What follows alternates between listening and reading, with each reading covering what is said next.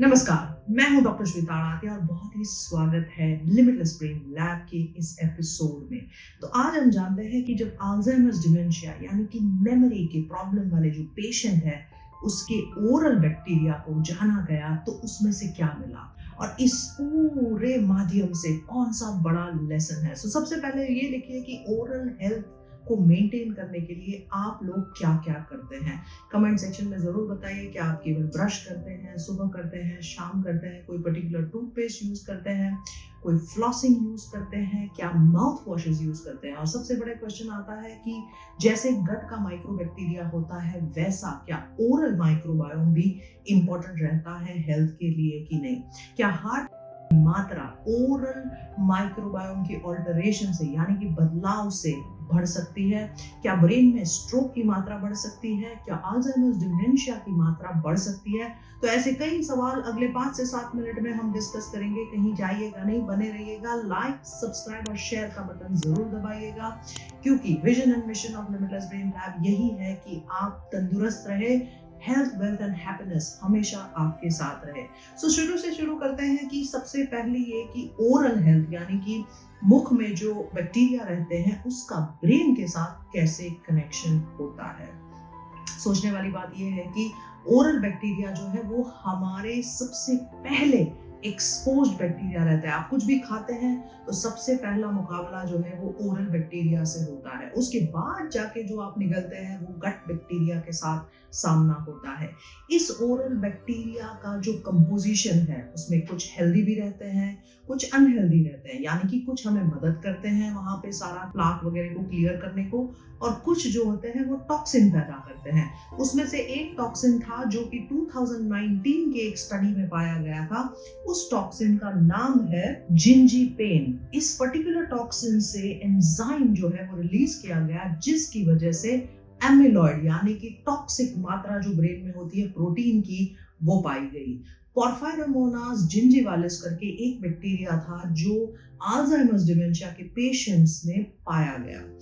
मतलब कि जब आपको अल्जाइमर्स डिमेंशिया हो जाता है तो कहीं ना कहीं कोई संबंध जो है वो ओरल माइक्रोबायोम एंड हेल्थ से भी होता है। ये 2019 के पेपर में पाया गया। इनफैक्ट इस पेपर के बाद कुछ ऐसी दवाई की शोध भी करी गई कि अगर हम इस एंटीबॉडी या टॉक्सिन के अगेंस्ट में अगर हम कोई एक दवाई प्रस्तुत करें जो इस टॉक्सिन को खत्म करता हो तो क्या वो अल्जाइमर्स डिमेंशिया में हमें मदद कर सकता है कि नहीं। हालांकि वो दवाई फेल रही क्योंकि उसकी काफी सारे साइड इफेक्ट्स वगैरह थे, लेकिन इस पूरे माध्यम से एक बहुत बड़ा रिसर्च का चैप्टर ओपन होता है। वो है कि ओरल हेल्थ से आपको क्या क्या बीमारियां हो सकती है। और पर्टिकुलरली आज हम ब्रेन के बारे में बात करते हैं तो ये भी पाया गया है कि एथेरोवास्कुलर यानी कि प्लाक्स यानी कि लिपिड कोलेस्ट्रॉल के प्लाक जमा होना कैरोटिड आर्टरी में, हार्ट में और ब्रेन में ये भी इंक्रीज हो जाता है अगर आपकी ओरल हेल्थ अच्छी नहीं है तो।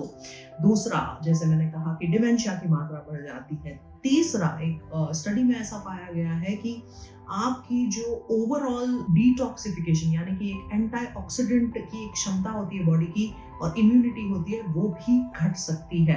तो ओरल हेल्थ को मेंटेन करना बहुत जरूरी होता है, लेकिन क्वेश्चन ये है कि कौन सा माउथ वॉश यूज करें, कितनी टाइम ब्रश करें, क्या वो रेजिमेंट होना चाहिए। तो आप लोगों ने अब तक जरूर वो लिख लिया होगा कमेंट सेक्शन में कि आप क्या क्या करते हैं।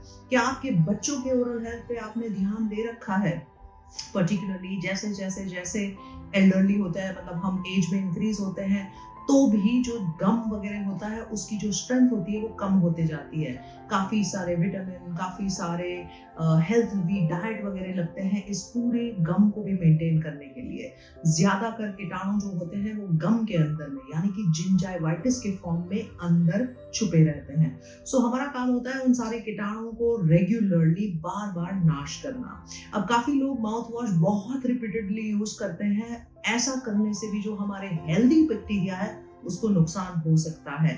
तो माउथ वॉश जो है वो पर्टिकुलरली इस टाइम पे यूज़ करें जब आपको कोई गम इन्फ्लेमेशन हो, जिंजरवाइटिस हो, कुछ दिनों के बाद कर रहे हैं, which is okay. Particularly alcohol free है तो और भी अच्छी बात है, क्योंकि वो बाकी के कीटाणुओं को प्रिजर्व रखता है। फ्लॉसिंग करना बहुत बहुत बहुत इंपॉर्टेंट होता है, क्योंकि वो जो प्लाक्स होते हैं जो बीच में दांत में फंस जाते हैं, वही कारण बन जाते हैं उन टॉक्सिन प्रोडक्शन के, उन एंजाइम्स के, जो छोटे छोटे छोटे ब्लड कैपिलरीज के माध्यम से ब्रेन तक पहुंचते हैं और ब्रेन में नुकसान करते हैं। तो ओरल हेल्थ को सीरियसली लेना बहुत बहुत जरूरी होता है। Look at the pool. This pool is going to be buzzing with underwater meditation. I'm Dr. Shweta Aratia, neurologist and founder of Limitless Brain Lab. We are going to conduct underwater meditation with Dr. Arpit and team, which is going to happen 27th, 28th and 29th in this beautiful resort, Lonavala. So I welcome each of you for not missing this wonderful opportunity to stay together for 3 days, have lots and lots and lots of fun, lots of sun, lots of brain exercises, lots of music, lots of experiences, lots of senses, lots of manifestation hacks, peak performances, so much more with 4 other faculties. Go ahead and book your seats today, because we are running very limited discounts and limited seats because we are already full, and I would hate to say no to any of you. Welcome each one of you across the globe for this retreat, Limitless Brain 3.0. सो जैसे हम गट के microbiome की जो तंदुरुस्ती है उसको major कर सकते हैं कि उसमें फंजाई कितना है, उसमें बैक्टीरिया कितना है, उसमें वायरसेस कितने हैं, कौन से कॉमन सा यानी कि रोज पाए जाने वाले हैं, कौन से हमें मदद करते हैं, कौन से हेल्थ मेंटेन करते हैं। तो क्या हम ये ओरल माइक्रोबायोम में जांच कर सकते हैं? बिल्कुल कर सकते हैं। तो सलाइवा के माध्यम से आप जब स्वाब सेंड करते हैं तो लैब में 600 to 700 स्पीशीज की लाइब्रेरी के साथ कनेक्शन किया जाता है और देखा जाता है कि आपके उस सलाइवा के सैंपल में क्या क्या मौजूद है। अब क्या ये सलाइवा के जो बैक्टीरिया है, अगर हमें पर्टिकुलरली कोई ऑर्गेनिज्म मिले तो उस पर काम करना चाहिए? बिल्कुल करना चाहिए। अगर स्ट्रेप्टोकोकस मिले और ये पोर्फायरोमोनस जिंजाइवालिस मिले तो जरूर काम करना चाहिए। आपको आपके हाइजीनिस्ट या डेंटिस्ट से बात करनी चाहिए और उन कीटाणुओं को खत्म करना चाहिए। अब आते हैं कि रोज ब्रश करने से क्या होता है, मॉर्निंग और इवनिंग करने से क्या होता है। अब कोई भी प्लाक जो है वो रह जाता है तो बॉडी जो है वो उसको एक एंटीजन के रूप में प्रस्तुत करती है, एक टॉक्सिन के फॉर्म में रूप में प्रेजेंट करती है। तो उसकी वजह से जनरल हेल्थ पे भी असर आ सकता है। तो ये बहुत जरूरी होता है कि खाना खाने के बाद कुल्ला करना, खाना खाने के बाद आपके एक्स्ट्रा प्लाक्स जो है वो नहीं रहने चाहिए। ब्रश हो सके तो 2 बार मॉर्निंग में और इवनिंग में करना। ब्रश जो है वो रिपीटेडली चेंज करते रहना। हम काफी सालों तक एक ही ब्रश यूज करते हैं, वो काफी हद तक हमें नुकसान कर सकता है, जो क्योंकि जो उसके ब्रिस्टल्स होते हैं वो टूट जाते हैं और टूटे हुए ब्रिस्टल से आप वो प्लाक्स को हटा नहीं सकते हैं। पहली पुरानी सभ्यता या संस्कृति में हम जो यूज करते थे वो अलग अलग टाइप के शूट्स वगैरह यूज करते थे, यानी कि हर्बल शूट्स यूज करते थे, और वो भी काफी हेल्दी होते थे क्योंकि उसमें जो कीटाणु रहते थे वो एक नया ओरल माइक्रोबायोम बनाते थे। तो ये काफी नेचुरल ऑर्गेनिक तरीका था। इलेक्ट्रिकल ब्रश भी काफी लोग यूज करते हैं, इलेक्ट्रॉनिक माध्यम से अलग अलग जगहों पे बैटरी के ऑपरेटेड माध्यम से होता है, इट्स परफेक्टली फाइन। डेंटिस्ट और हाइजीनिस्ट के पास हर 6 महीने में जाना बहुत बहुत जरूरी होता है अगर आपको दांत की दुखावा है, पेन है या नहीं है। Why? Again the reason being कि डेंटल क्लीनिंग से हम ये सारे छुपे हुए कीटाणु का नाश कर सकते हैं, जो कि आपको डिमेंशिया तक ऐसी खौफनाक और खतरनाक बीमारी से प्रोटेक्ट करता है।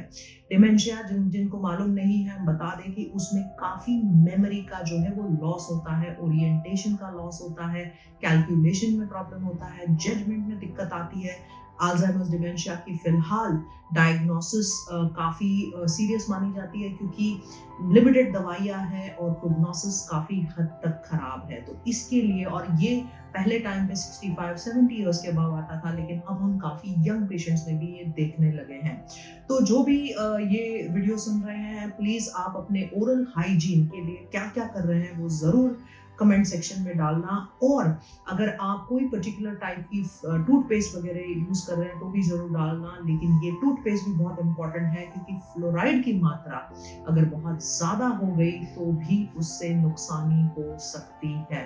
तो कितने टाइप के अलग अलग ख्याल करने पड़ते हैं, क्या क्या आपको रेगुलरली करना पड़ता है, उन सब का एक ब्यौरा आपके पास आपके पर्सनल ओरल हेल्थ के लिए ज़रूर होना चाहिए। ऐसे कई माउथ वॉशेस की अभी शोध की जा रही है जो कि आपके खराब बैक्टीरिया को मारेंगे लेकिन हेल्दी बैक्टीरिया को प्रिजर्व रखेंगे।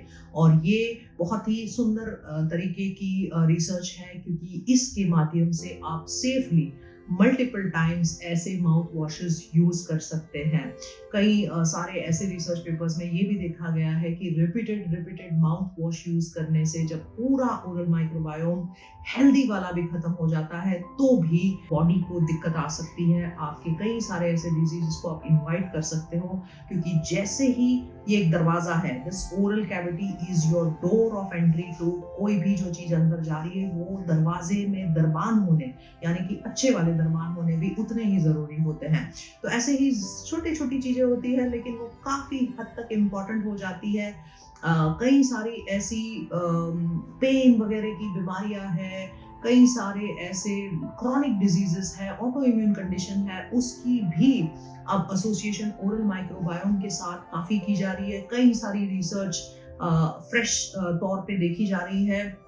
पुराने ज़माने में तो हमें पता ही था कि काफ़ी सारे ऐसे रिचुअल्स हुआ करते थे जिसके कारण हम हमेशा ओरल हेल्थ को मेंटेन करते थे। तो अगर आपके ध्यान में कुछ ऐसे एंशिएंट रिचुअल्स भी हैं तो ज़रूर कमेंट सेक्शन में लिखना, और ऐसे ही बने रहना हमारे इस चैनल पे, क्योंकि we want health, wealth and happiness for all of you. और कोई ऐसा टॉपिक है जो आपको पसंद है, आपको हम चाहते हैं कि हम उसको इवैल्यूएट करें या आप तक राइट इन्फॉर्मेशन पहुंचाएं, तो ज़रूर लिखना, हम आप तक ये जरूर पहुंचाएंगे। Thank you so much and have a great day.